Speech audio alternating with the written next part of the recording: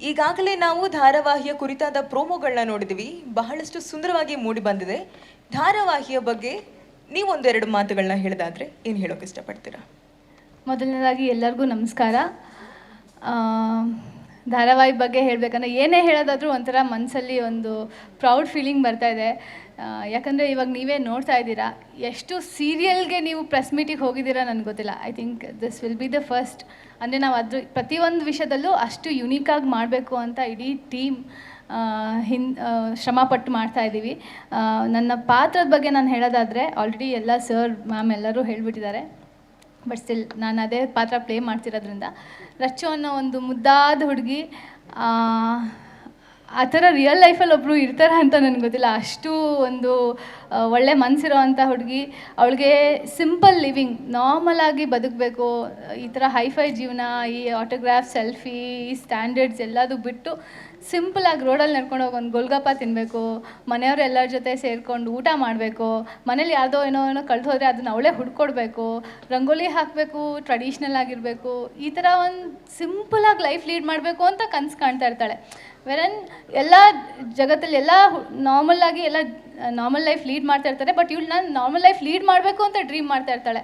ಇವಳು ತುಂಬ ಹೈ ಸ್ಟ್ಯಾಂಡರ್ಡ್ಸಲ್ಲಿ ಬದುಕ್ತಾ ಇರ್ತಾಳೆ. ಅವ್ರ ಅಮ್ಮನ ಮಾತೇ ವೇದವಾಕ್ಯ. ಅವರಮ್ಮ ಅಂದರೆ ಅವಳಿಗೆ ದೇವ್ರು ಅಂತ ಟ್ರೀಟ್ ಮಾಡ್ತಾಳೋ ಗೊತ್ತಿಲ್ಲ, ಬಟ್ ಅವ್ರ ಅಮ್ಮನ ಮಾತ್ರ ದೇವರು ಅಂತ ಟ್ರೀಟ್ ಮಾಡ್ತಾಳೆ.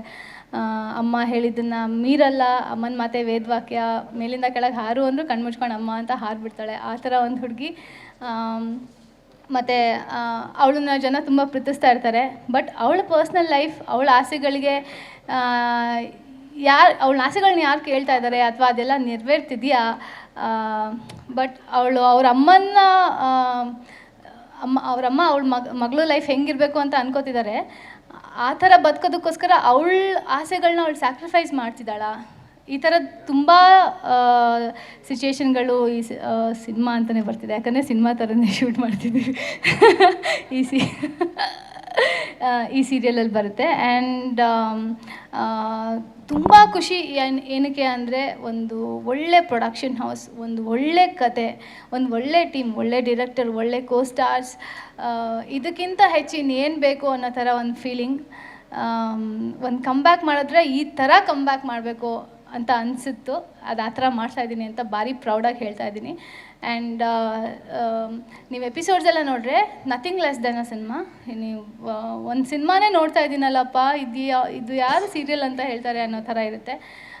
ಡೇ ಆ್ಯಂಡ್ ನೈಟ್ ವರ್ಕ್ ಮಾಡ್ತಿದ್ದೀವಿ ಕಷ್ಟಪಟ್ಟು. ಆ್ಯಂಡ್ ಐ ಆಮ್ ಶ್ಯೂರ್ ನೋಡಿದವ್ರಿಗೆಲ್ಲ ನೆಕ್ಸ್ಟ್ ಎಪಿಸೋಡ್ ಯಾವಾಗ ಬರುತ್ತೆ ಅಂತ ಕಾಯ್ತಾ ಇರ್ತಾರೆ. ಹೌದು, ಅಂದರೆ ಇವಾಗ ಒಂಥರ ಹಂಗೆ ಸೀರಿಯಲ್ ಅಂತಲೇ ಅನಿಸ್ತಲ್ಲ, ಸಿನಿಮಾ ಮತ್ತು ಸಿನಿಮಾದಲ್ಲೇ ಕಾಲಿಟ್ಟಿದ್ದೀನಿ ಅನ್ನೋ ಥರನೇ ಫೀಲಿಂಗ್. ಬಟ್ ಹೌದು ಸರ್, ಸಿನಿಮಾ ಆ್ಯಂಡ್ ಸೀರಿಯಲ್ ಎರಡರಲ್ಲೂ ಕಾಲಿಟ್ಟಿದ್ದೀನಿ.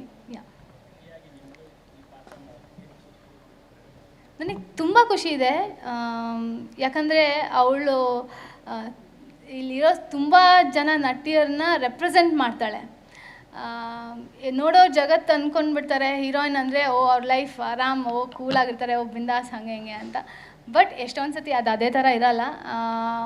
ಬಟ್ ರಚನಾ ಪ್ರೌಡ್ಲಿ ಎಲ್ಲ ಹೀರೋಯಿನ್ನ ರೆಪ್ರೆಸೆಂಟ್ ಮಾಡ್ತಾಳೆ, ಖುಷಿಯಿಂದ ರೆಪ್ರೆಸೆಂಟ್ ಮಾಡ್ತಾಳೆ. Thank you.